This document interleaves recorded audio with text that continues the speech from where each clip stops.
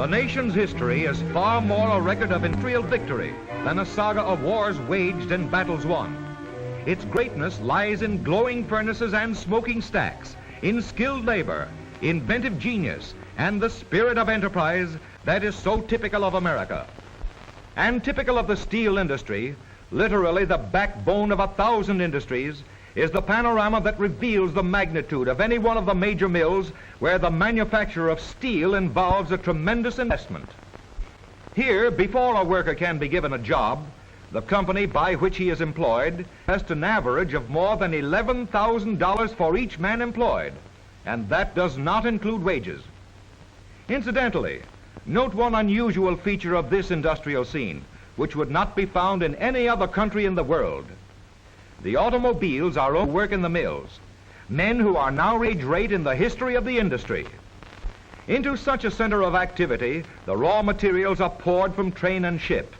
Thousands of tons of coal for the blast furnaces, mountains of iron ore, and vast quantities of limestone. They are charging a furnace, ore from which the iron is to be melted, coke to provide an intense heat in the base of the furnace as a superheated air blast passes through it, limestone to flux the impurities from the ore. Up to the top goes the laden Larry to feed one of these giants that may eat up as much as 3,000 tons of solid raw materials a day. Now they are preparing to tap a furnace at the base, where they may draw off as much as 100 tons of molten iron at a time. An oxygen torch burns into a clay-plugged hole, but no chance for injury on this job. That asbestos suit and helmet would protect any stray sparks or spatters. A thin stream of metal begins to flow, glowing liquid iron. The stream swells in volume, a fiery river if you ever saw one. But you, as an uninitiated onlooker, could not be expected to know that these men in charge are very much in command, with modern mechanical devices and highly developed safety measures that enable them to control the flowing metal with less danger to themselves than you face every day in your home or on the street. Today, the American steel mill is as safe a place to work as any industrial establishment.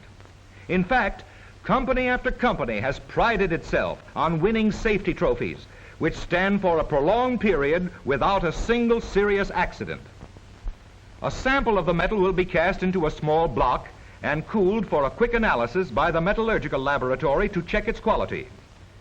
Meanwhile, the flaming river is directed through channels which lead to the edge of the tapping floor, where it spills into huge ladles resting on flat cars. Ladle after ladle is filled, until finally the laden train is on its way across the yard to its destination, the steel-making departments, where the molten iron in the ladles will be poured into a large container called a mixer, holding many tons, and here kept hot, so that it can be used in its molten state in one of the three major processes in making steel.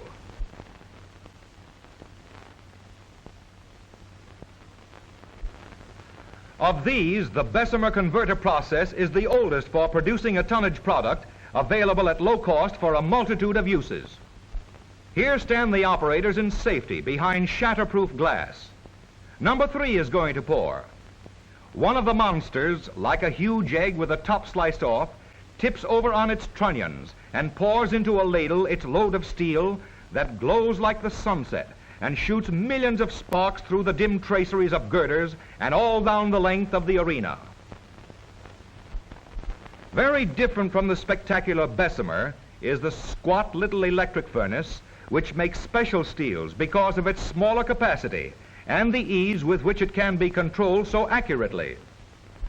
From this process come the high-grade alloy steels, such as stainless and all sorts of special steels with special qualities. And then there are the open hearths. While the roaring flame and fireworks from Bessemer converters still provide a thrilling spectacle, and capacity for producing steel in the electric furnace has been increasing in the last few years, 90% of steel today is produced in open hearth furnaces because of the demand for tailor-made steels in large quantities, which can be produced with this flexible and efficient method. And by the way, there is one interesting factor in the making of steel, just as important as the virgin iron fresh from ore smelted in the blast furnace. It is scrap. Most of the scrap metal will be found en route to the open hearth department. Remelted scrap steel constituting about 50% of the total steel produced today. There's a carload of sheared ends. There's another. And there's a car that may hold all that is left of your 1929 automobile, now on its way to become part of a steel, and a better steel, perhaps for your next car. In this huge structure, the open hearth floor, which is typical of American steel mills, a long line of furnaces holds steel in the making. Steel that will someday enter your life, perhaps carry you safely on some journey, provide you with shelter, create an endless variety of comforts and conveniences. A supply of finely ground dolomite has been piled before the furnace that is to be charged.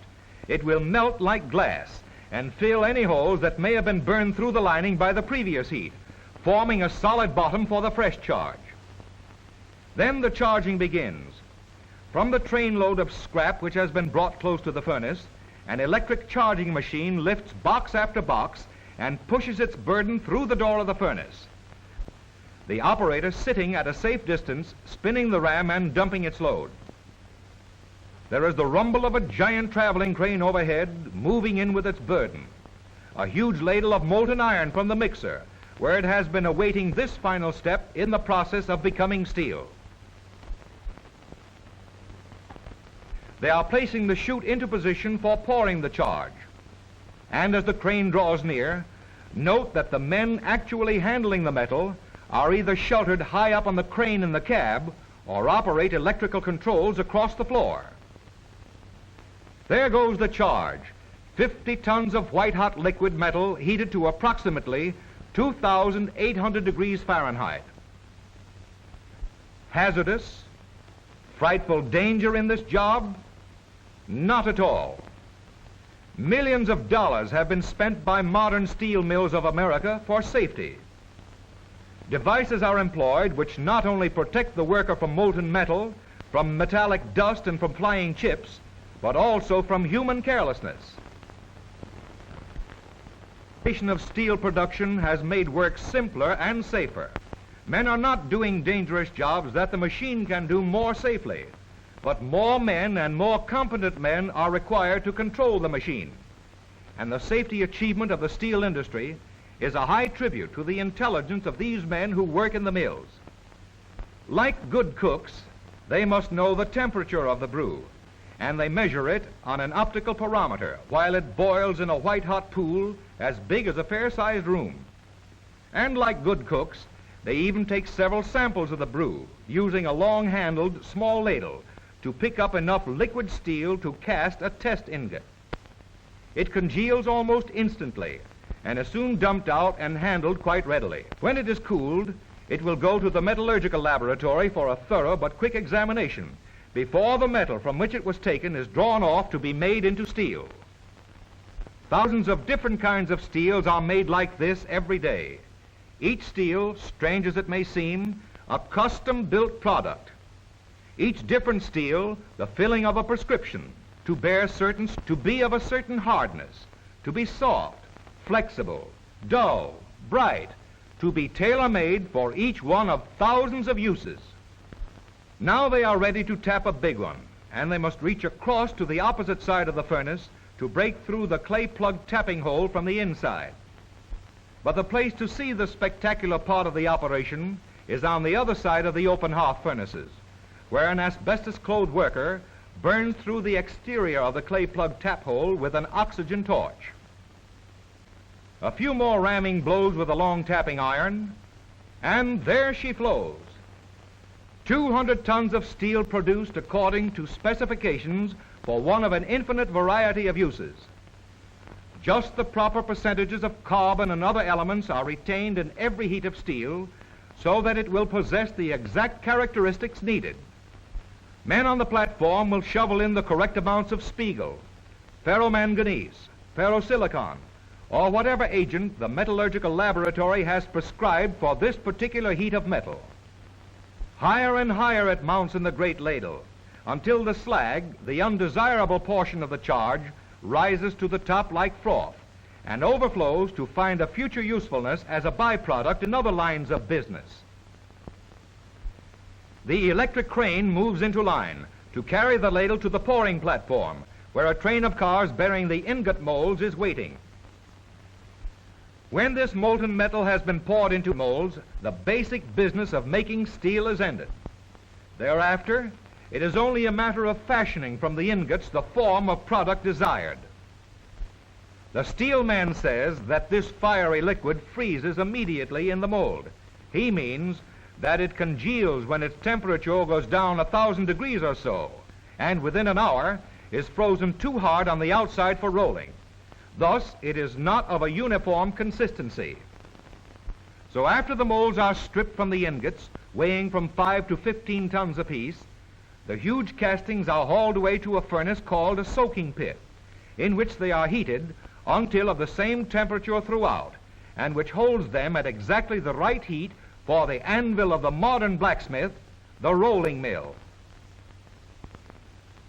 Now this steel is fairly on its way to you, because in this one chunk of white-hot metal there may be thousands of cans, kitchen utensils, or perhaps the materials for automobile bodies, refrigerators, and innumerable things in everyday use. And this universal use of steel is possible because its cost is only 2 or 3 cents a pound, the lowest of any important metal. The wide strip continuous mill made it possible to provide sheet steel wide enough for the all-steel automobile body and the one-piece steel top on the models of today. It is one of the many great advances in the art of steel making, which has brought a saving to the consuming public in the form of lower prices for better steel, amounting to nearly $300 million a year, compared with costs of 10 years ago. Automobile users alone are saving $75 million a year. But in spite of more men are needed in the mills, and employment is now at the highest level in the industry's history. There goes that ingot you saw, now a hot slab, flattened and elongated, on its way to further reduction. Now reduced by further rolling to the size of armor plate.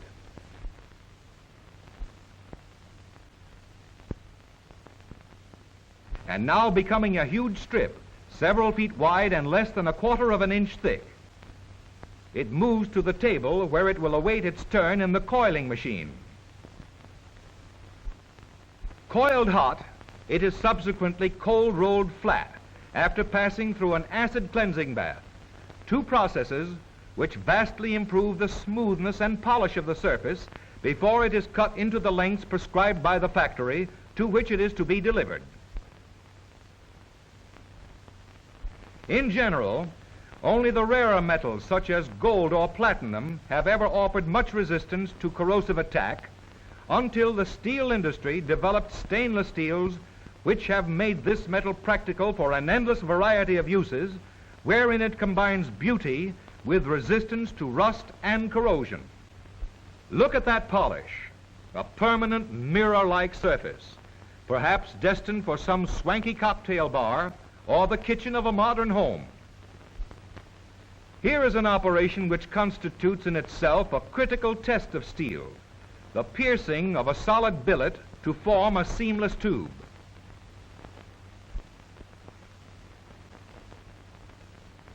And here is another interesting operation, also a critical test of steel, the making of a car wheel. The wheel must retain its specification factors of strength and ability to take it when subsequently it will be pounding over the rails. On another mill, a big ingot begins to take form with a first rough rolling, becoming elongated as it passes through another roll, and then assuming a familiar shape as we see the outline of an H column, destined for some skyscraper or perhaps a great steel bridge. The operators of the mill, up there above it and completely shut off from the heat of that white-hot steel, turn it, spin it around, roll it by pressing buttons or throwing levers, and finally deliver it at the far end of the mill, a completely finished job. Steels pass through various mill processes or combinations of processes in order to make them suited to a wide variety of uses. In any giant ladle of molten metal, there may be steel that is destined to defeat time and distance, to provide the framework of mighty buildings, and to enter into the daily life of every citizen in thousands of things that provide comfort and convenience with economy. The call for steel from every section of America is the demand for a basic material without which life and living standards as we know them today would be impossible. Steel has kept pace with and anticipated the increasing needs of the nation. Men and steel provide a nation with its comforts, its luxuries, and its progress.